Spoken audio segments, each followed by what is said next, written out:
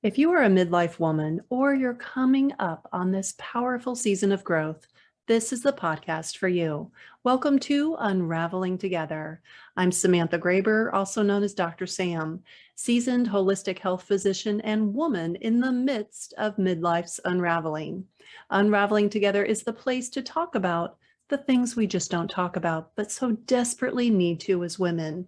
Together, we untangle ourselves from our pasts and weave a beautiful web for a future we so deeply desire to bring to life. Grab a cup of chai, tea, water, or joe, and let's get to it. Hi, Dr. Sam Graber.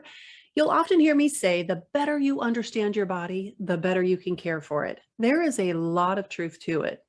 Now, I'm a hippie at heart, not so much the psychedelics and free love kind of hippie, though I can't definitively say I wouldn't have partaken had I been part of that original movement. As a modern hippie of sorts, I often take a basic understanding of biology for granted. The cycle of life and all things that comprise living beings is something I'm deeply attuned to, and I often forget to return to the foundations when sharing my work with the world. I aim to rectify that oversight a bit here today. One such foundation is the basics of how our bodies work. Fact is, most people don't know how their body works, resulting in their having more of a me versus it viewpoint, which injects one into a lose-lose tug-of-war that lasts a lifetime and creates an epic level of fallout along the way. More often than not, people think it's an either-or conversation, when in fact, it is a both and one. There are countless things at work every single second in the human body. Awake or asleep, the operating system is a flurry of activity, much of which we cannot control in any way, shape, or form. This is where knowing what to focus on and why takes its place at the top of the priorities list as a critical factor in finding a sense of peace within. One thing we have 100% control over when it comes to our body is our metabolism. Well, close to 100% is more like it. And now that I think about it, control might be too strong a term. So let's go with influence and call it good. Deal? All right. Most people don't know what their metabolism really is and all that it does, let alone the fact that they can control more than they cannot when it comes to how their body is fueled. Your metabolism is in charge of more than just your weight. In fact, your metabolism runs the big show. Nonetheless, the happenings at work behind the metabolic curtain are a mystery to most. To add murkiness to the confusion surrounding all things metabolism, conventional wisdom has had it wrong for so long. It's no wonder there is so much confusion surrounding the topic. Now, when I say metabolism, what comes to mind? If you're like most folks who answer that question, you thought of something to do with your weight and how to lose it, right? Weight loss, fat loss more accurately, is just one part of the metabolic puzzle, and a teensy one at that. When it comes to fat loss, we've had it all wrong. By choice, we've done what the so-called experts told us to do, and it does not work. Advice like eat less, move more. Eat every 2 to 3 hours to stoke the metabolism. Burn more calories than you take in. Now, that has some truth to it, but it's not a simple math equation like you are led to believe. There's no one sitting there at the door going, okay, calorie, calorie, calorie, calorie. Doesn't work like that. And here's another oldie but goodie. Avoid cholesterol and saturated fat. They clog your arteries. This one has no truth to it. Now, if you took conventional wisdom at their word, you'd think cholesterol dons a dark cloak and wields a sickle. Wait, you do think that? Oh, please plug into my ecosystem. Cholesterol is your ally, not your enemy, my friend. We have so much to talk about, all right? So all in all, we've been hoodwinked by big food and their marketing guns for hire. I want to peel back the metabolic curtain and shine light on some of the basics to help you make 2022 the year you end the war with your body and how it relates to gravity. In other words, the number on the scale or your weight. How does that sound? Awesome. All right, no more diet roller coasters, no more deprivation, no more negative body image. It saddens me to think of the time and energy I've wasted on that one. On the flip, yes to more food freedom, yes to more enjoyment from food and social gatherings, and a resounding yes to more self-love and radical self-acceptance. You deserve to be loved first and foremost by you. Though I missed out on another facet of the 60s social movements, the bra burning era, I am all about starting a scale burning movement. Now, to be more environmentally conscious, though, let's repurpose them somehow. Any ideas? Because I am all ears. Now, those buggers have done more damage than good. I'll share my insights as to why as we continue the metabolic conversation. For now, please know that your weight is not the measurement to focus on. What you're made of is. So in science speak, that term is body composition. The proportion of lean mass, bone mass, fat mass, and water are the items that we'll focus on the most. Each of those items contribute to the number on the scale. Now, the number in and of itself tells you nothing about the proportion of each. Your 160 and mine would most likely look and feel very different. The amount of space they each take up varies as well. In everything I share, I aim to demystify the human's metabolism and introduce you to tools to help you upgrade your metabolism with real food. No pills, no powders, no potions, nor tinctures on the menu. Seriously, no overpriced supplements required whatsoever. Now, let me say something here. It is important to point out this detail. The end goal is not skinny in my book. The end goal is metabolic health. Plug into my ecosystem to learn what it is and how you can attain it and maintain it for yourself. Again, real food. All right. We come in all shapes and sizes as determined by our genetics, just as whether we have curly hair or straight. Where our body puts our body fat is written in the code, the DNA code that is. For instance, I will never be skinny. I will always have hips and a booty unless I am ill. I have never and will never wish to be skinny. Others can't put on body fat or much muscle for the life of them.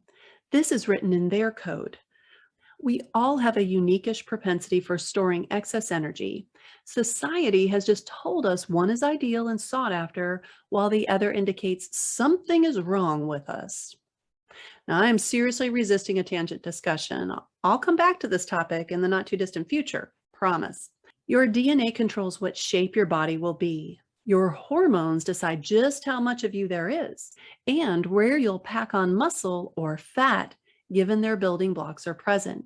And lastly, what you eat and when determines which hormones and building blocks are on the job site for which the blueprint is your DNA. Side note on the DNA determines all rumor going around. I hear some version of this every single day. But doc, it's in my genes. Yes and no. You have the genetic makeup for a certain trait to be expressed. That is true. You may even inherit a specific behavior, a response or a reaction to a certain substance or experience. Also true. This particular experience or reaction to something may very well have meant the difference between survival of your ancestor and their death. Think of the inherent fear of venomous snakes. The here snaky snaky approach may have put the kibosh on that curious human's gene line from being passed on. All too often when someone tries to hand me that line, it's in my genes, they are trying to tell me that since their family members carry excess body fat or have bad joints or possess a weakness for some non-nutritive substance, also known as the sweet tooth, somehow they are destined to experience the same fate. Cue the dramatic music. No matter what they do, they want to recruit me to cheer for Team Helpless. That's a BS flag on the play there, ref. That is my response to any and such statement inferring that we are helpless in taking optimal care of our bodies. Here's why. There's a super cool thing that's been proven scientific fact when it comes to refuting this baseless argument. That fact is that what you do and don't do directly flips the genetic switch, think circuit breaker, from off to on and vice versa. The super cool thing is in the study of epigenetics. That's EPIGENETICS, which is basically giving lifestyle its true credit as a determinant of what genes get expressed. Look into it a bit. You will be even more impressed with how phenomenal your human body is. I grow more enamored on the daily. Serious love affair in action here, my friend. Hearts and rainbows abound. So, this is right when I turn to another favorite saying and a nod to the late Stan Lee. With great power comes great responsibility. This saying has a more deeply rooted origin, but Stan said it best through his character Ben Parker in Spider Man. When applied to the body, it is better stated as now that you know, what will you do differently? If you keep going about business as usual, yet know a better way, that is the antithesis to ignorance is bliss. Knowing better and not behaving better has the exact opposite effect to bliss. Let the record reflect the following opinion of yours truly. We can be metabolically healthy in every single shape and size to a certain extent. Now, that extent is based upon what is happening at the cellular level. When you're healthy metabolically, you are headed toward a long and vibrant life. And just to be sure that we're on the same page, isn't that the end goal? A long and vibrant life? All right, cool. Check. We're on the same page. Now, if you're looking just for skinny, I am not your metabolism maven, but please do stick with me. Maybe you'll change your focus. Metabolic health comes down to healing our cells. When our cells are sick, we are sick, and we're often carrying excess body fat. It's just how our metabolism works. For simplicity's sake, because it is quite complex, we will define metabolism as everything that happens in the cell ultimately producing energy. When your cells are producing adequate energy, you feel incredible and you don't hold on to excess body fat, ergo, weight. It's that simple. The moment cells get sick or start preventing the good stuff from getting in and the bad stuff from getting out, your energy tanks and you feel like junk. And you'll hold on to weight in the form of body fat and often water. Nothing will make a lasting difference until you make the cells functional again. Bottom line, until you make the cells functional, you will not lose weight. More accurately, fat. Side note number 2. Can we just agree that any reference to losing weight, we both understand that the desired outcome is the loss of excess body fat? That way I can stop to these disclaimers and use an air quotes. Please and thank you. See, I hear some version of the following often. I'm doing everything right, but the scale isn't budging. Or my metabolism is slowed to a snail's pace, and no matter what I do, it won't kick in. More me versus it thinking. If one or the other has passed your lips, I hear you. And I'm sorry to say I've got some downer news. Yeah, no diet will make a difference until you heal your cells. Not vegan, not keto, not paleo, not Mediterranean, and certainly not the heavily processed meal replacement, shake bar, the abominations there. Can you tell I'm not a fan of the replacement products peddled everywhere we turn? Yeah. So, in order to speed up the metabolism, you must heal your cells. Like just about everything in life, it's easier to do something when we understand what is at work behind the scenes. In other words, the better you understand your body, the better you can care for it, which is where we started this conversation. Now, I see so much confusion when it comes to our metabolism, what it is, what it does, how we can speed it up as if it's some magical setting on the human body. It's not, by the way. Okay. Since I'm no Debbie Downer, here comes the good news. You can heal your cells, and quite simply. So I boiled the basics down to help you understand just what the metabolism is and how to make it work for you instead of against. At the very least, you'll walk away with a better understanding of how you work on the inside and some super simple things that you can do to help your metabolism do its job so you can focus on other things in your life than your weight. Can I get an amen from the congregation? I mean, seriously, the amount of wasted time we have lost to the war with our body is heartbreaking. And if you've reached that midlife milestone, enough is enough. Though you cannot get back any of that time wasted, you can put an end to the lose-lose situation. First, let's address what is at work when referring to the metabolism. Now, we already agreed upon the definition. So let's explore why we get fat and why fat accumulates in certain areas and not others. Oh boy. All right. Again, this could be a rabbit hole for yours truly. I will stick to the basics, but note, my inner geek girl wants to go hunting full wabbit. I won't let her. I'm sticking to the topic at hand. Promise. Pinky swear. Pinky swear. We accumulate fat because our biochemistry is out of whack. There are many, many, many factors at work, but it boils down to how the body is responding to glucose and insulin and leptin and inflammation and a buildup of metabolic waste. Adding additional body fat is the body doing its very best to wall off your system from the toxic buildup. It's walling it off with fat to protect the brain and other life and death organs. Whew, I'm going to dust my shoulder off on that one. I think that description was pretty succinct, especially when my inner geek girl wanted to strut her stuff on the runway, pouty lips and all. So think about it from the body's perspective, keeping in mind that your body is incredibly intelligent. When this toxic load is building and building and building, would it make more sense to put it in your heart and lungs and the like, or to take those toxins and stash them where they won't interfere with life and death stuff?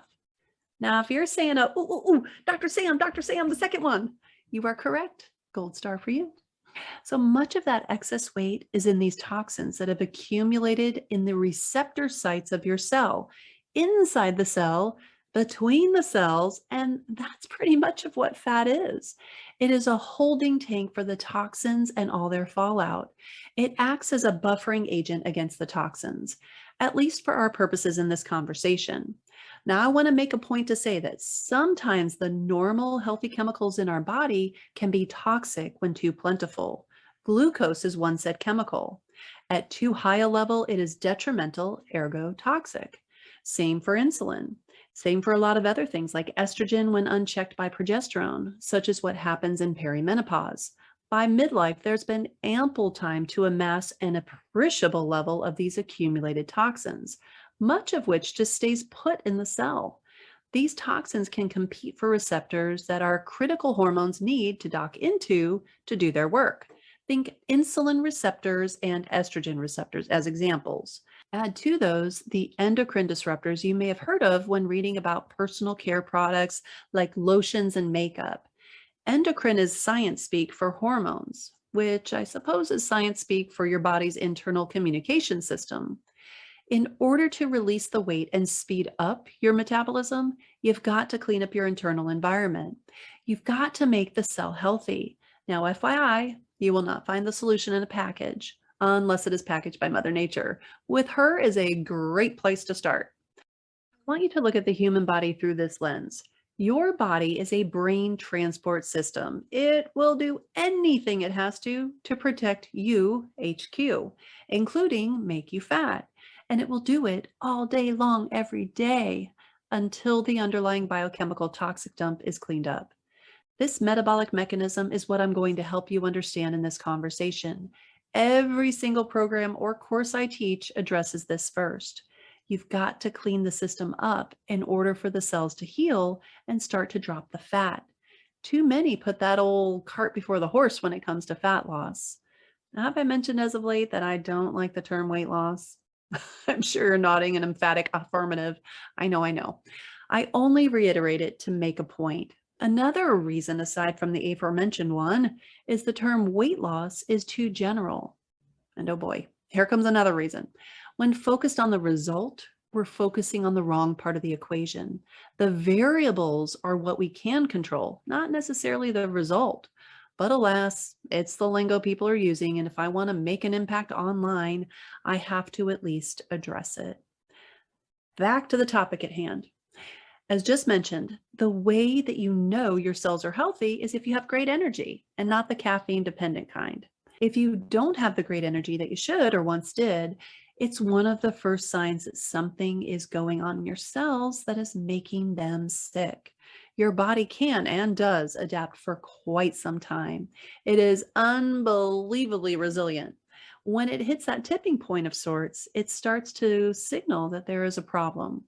Midlife often coincides with that tipping point. Signals start out somewhat faint, then increase in intensity and increase. And then we have no choice but to take note that we have a problem. It goes something like this. Body. Hey, I've got an issue here, boss. Brain, also known as boss. I'm busy now. Just take a pill. Body, taking the shoulder a little more. Boss. Things are getting mucky around here. Can I get a minute of your focus? Brain, with a rather snarky tone. Listen, I have got so much on my plate right now. This gal is making me crazy with all she's got me doing. Eventually, the shoulder shaking turns into a solid whack from a 2x4, demanding your attention. The body has been trying to let you know there's a problem, but all too often, that message has fallen on deaf ears. Well, I want to restore your hearing. When I'm talking about metabolism, I'm talking beyond looking good in your clothes or naked even. I'm talking about having limitless energy. I mean, energy on demand to not only do what you need to do, but what you want to do. No prescription required. When you come at it from a cellular health point of view, that will happen. In just what time frame, that is impossible to determine. And I'm sure our microwave society training doesn't help us in any way to develop the patience necessary to give the body ample time to do her healing. My focus for the next few episodes will be on metabolism. Buckle up, my friend.